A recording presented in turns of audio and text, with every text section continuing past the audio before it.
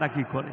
মানুষ যখন বিপদে পড়ে তখন তারা করটে করটে ডাকাডাকি করে। বলে দিই, দেখবেন ইমাম সাহেব আপনি আছেন, হ্যাঁ, যখন গ্রামের কোনো মানুষ অসুস্থ হয়, ডাক্তারে বলেছে তুমি অসুস্থ, হ্যাঁ,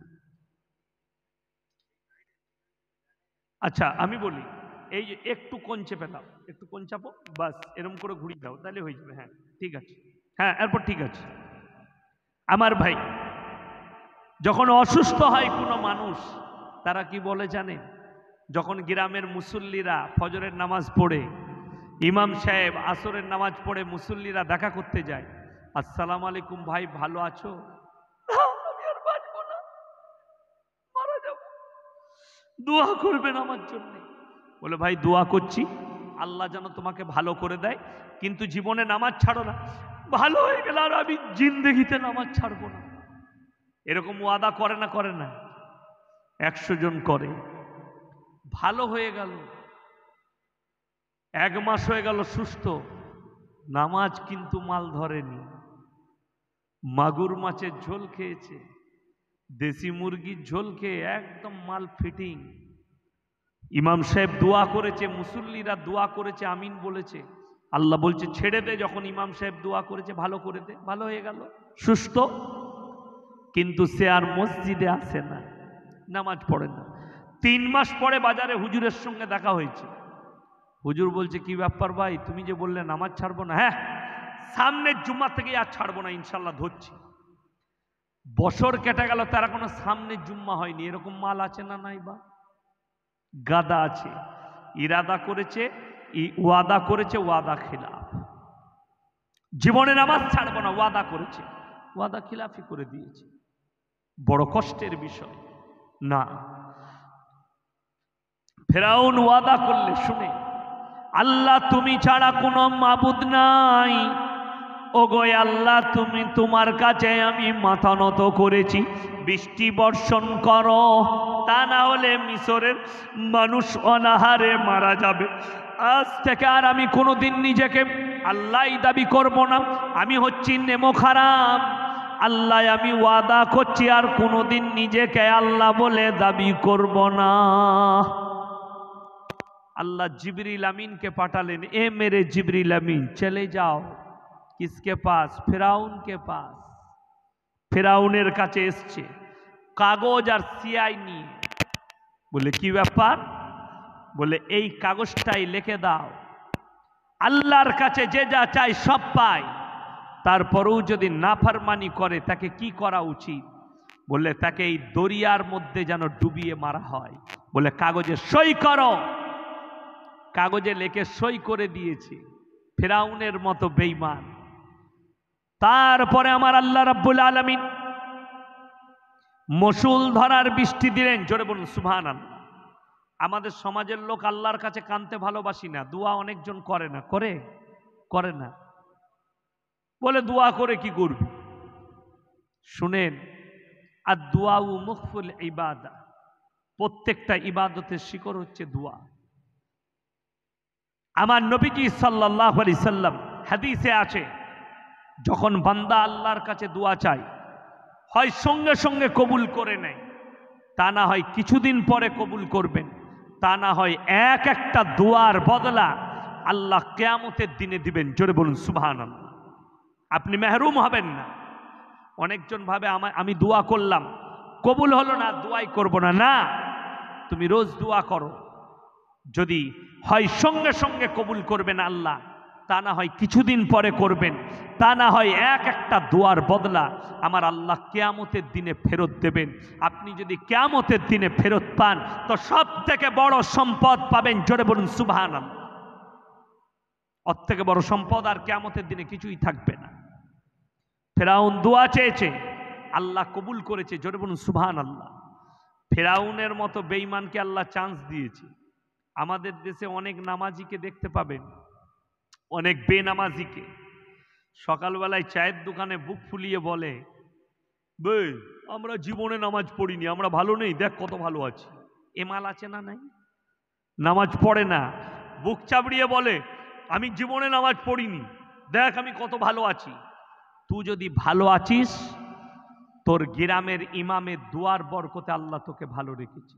তুই যদি ভালো আছিস, মুরব্বী বাবাজিরা ফজরের নামাজে দোয়া করে, আল্লাহ সারে জাহানের মুসলমানের জানের মালে ইজ্জতে বরকত দাও।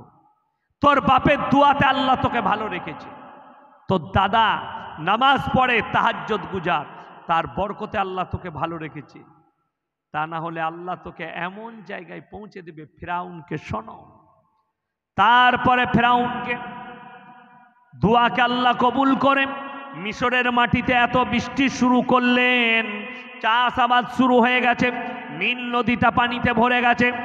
ফিরাউন সিংহাসনে বসে বলছে, এই আমার প্রজারা, তোমাদের চাষাবাদ হয়ে গেছে, সবাইকে ডাঙ্কা বাজিয়ে দাও, তারা যেন আমার রাজপ্রাসাদে আসে।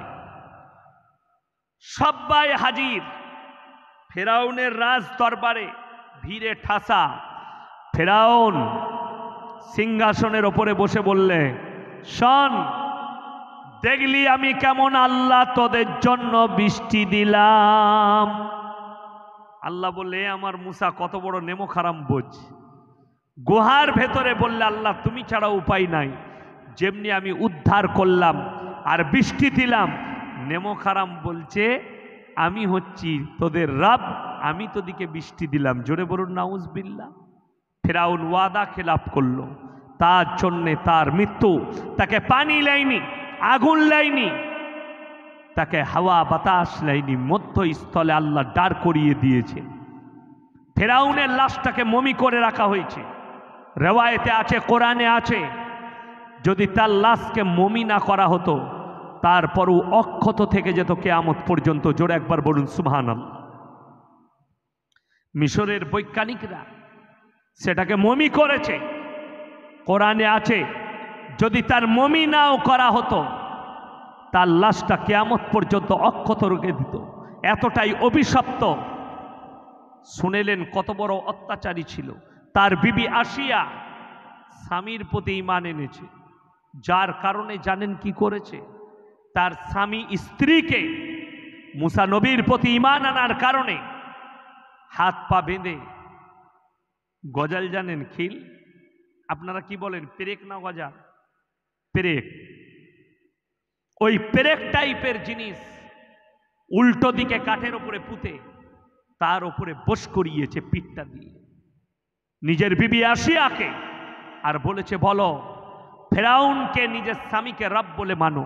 বলে, না, আমি যে নবীর ওপরে কালমা পড়েছি, রব পৃথিবীর সৃষ্টিকর্তা একজন আল্লাহ। বলে, তাইলে শোনো, এরপরে তোমাকে টেনে দেওয়া হবে, তোমার শরীরগুলো ফাল্লি ফাল্লি হয়ে যাবে। ফেরাউন বললে, শোনো, ছুরি নাও, শরীরের চামড়া থেকে, হাড্ডি থেকে মাংসগুলো কেটে কেটে বার করতে শুরু করো। বিবি আসি আল্লাহকে বললেন, ওগো আল্লাহ, আমি তোমাকে বিশ্বাস করেছি, আর তুমিই হচ্ছ আমার রব, তাই তুমি আমাকে এই জালিমের হাত থেকে হেফাজত করো।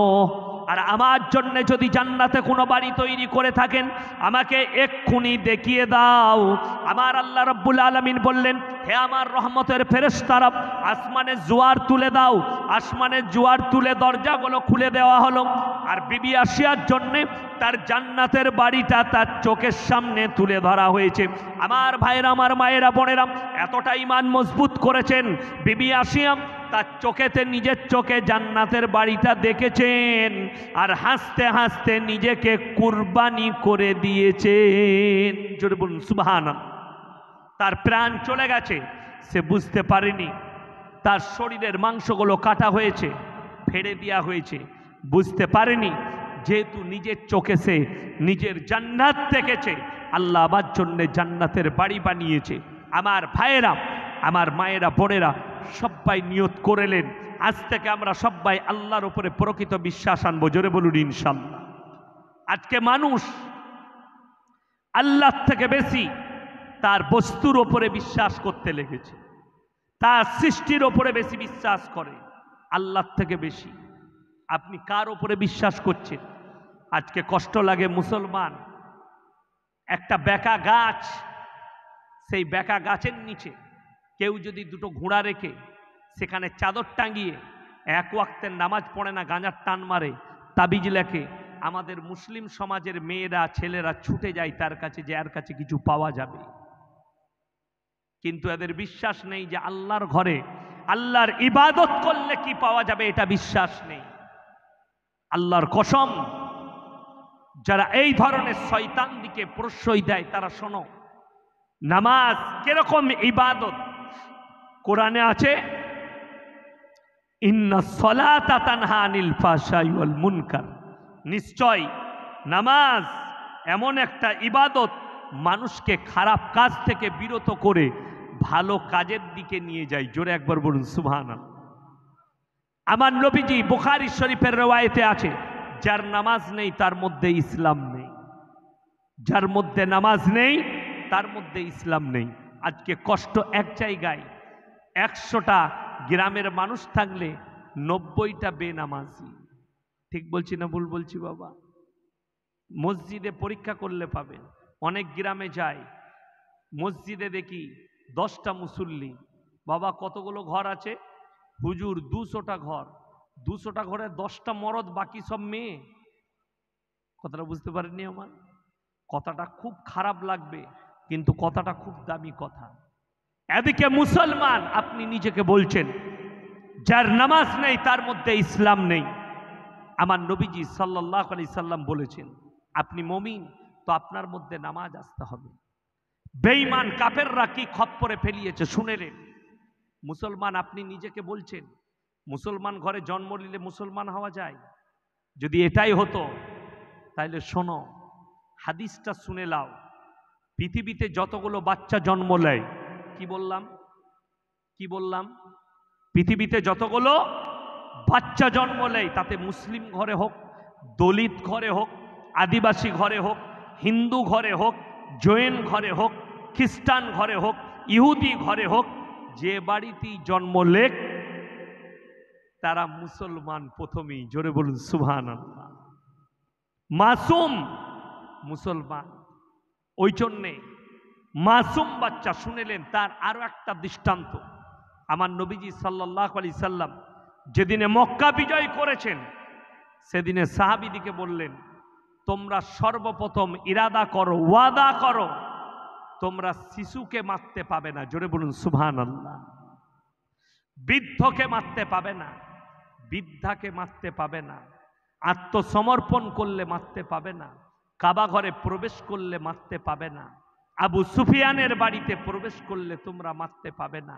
নবীজি এই শর্তগুলো রাখলেন নিজের সাহাবীদের কাছে। প্রথম শর্ত রেখেছেন শিশু, তারা মাসুম, যে ধর্মেরই হোক, তারা মুসলমান প্রথমে। তারপরে সে যখন বালিগ হয়, তার নাসালটা যেদিকে যায় সেই ধরনের পাপ তার নামে লিখতে শুরু হয়ে যায় বালিগ হওয়ার পরে।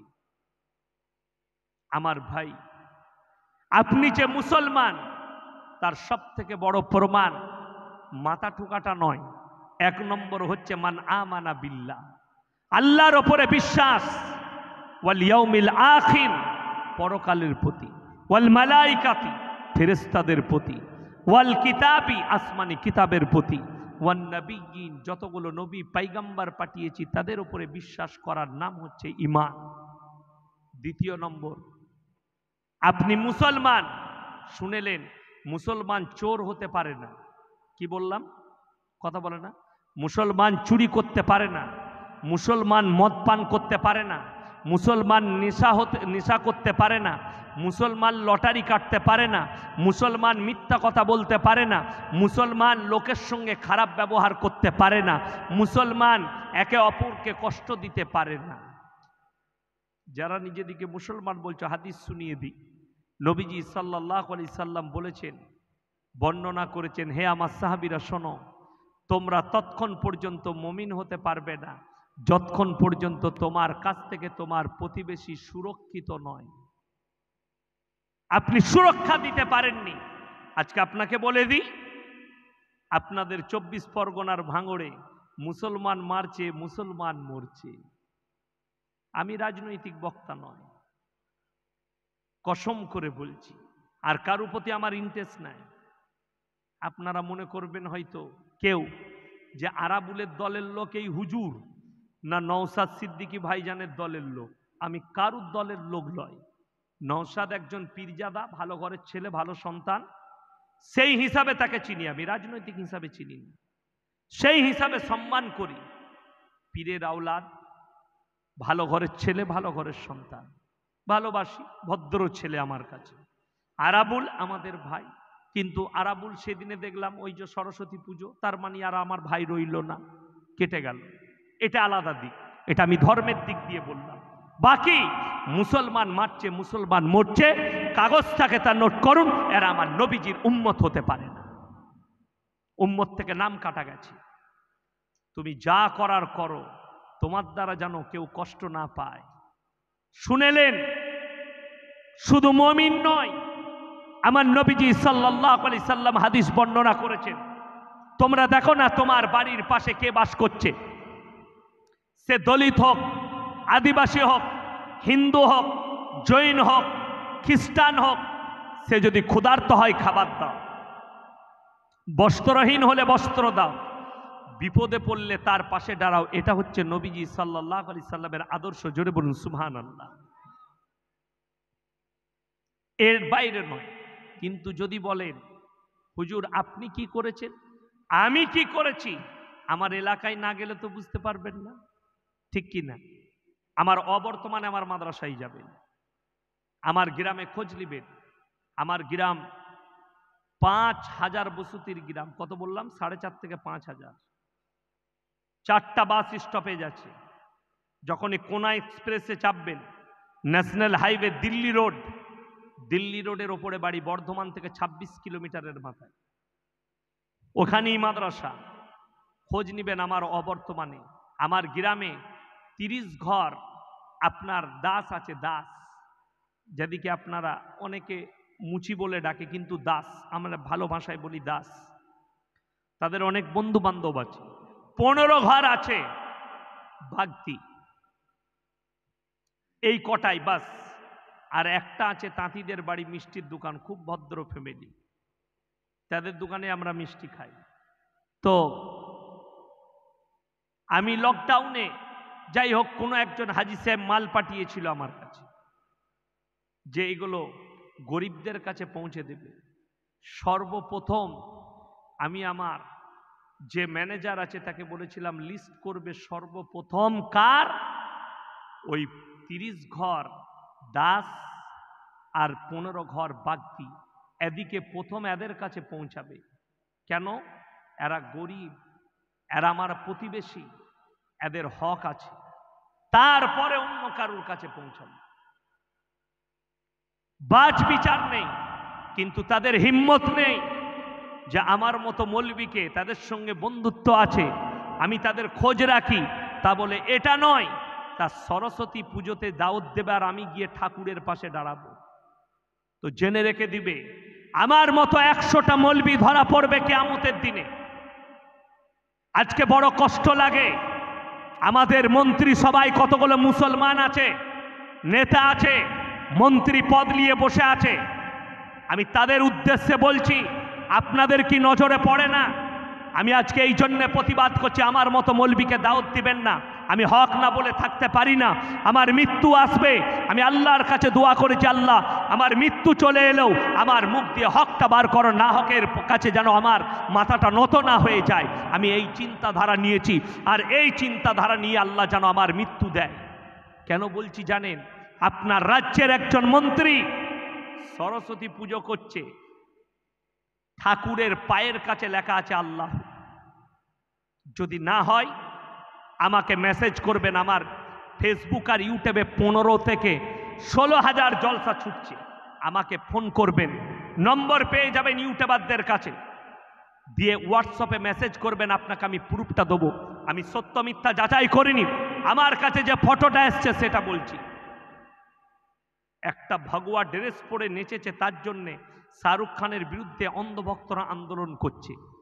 নূপুর শর্মার বিরুদ্ধে রাজপথে নেমে পশ্চিমবাংলার মুসলমানগুলো আন্দোলন করেছে। কত মৌলবি, আমাকে একজন বলছে আপনি মৌলবি দিকে গালি দেন। এই আমি মৌলবির বেটা, আমি নিজে মৌলবি, আমি মৌলবি দিকে গালি দিইনি, ওদিকে গালি দিচ্ছি, ওদের কথা বলছি। যারা নুপুর শর্মার বিরুদ্ধে কলকাতায় আন্দোলন করেছে তারা কি তাদের চোখে পড়েনি ঠাকুরের পায়ের নিচে আল্লাহু লেখা আছে? তার থেকে বড় আন্দোলন করা দরকার তার বিরুদ্ধে, তাকে অ্যারেস্ট করা দরকার।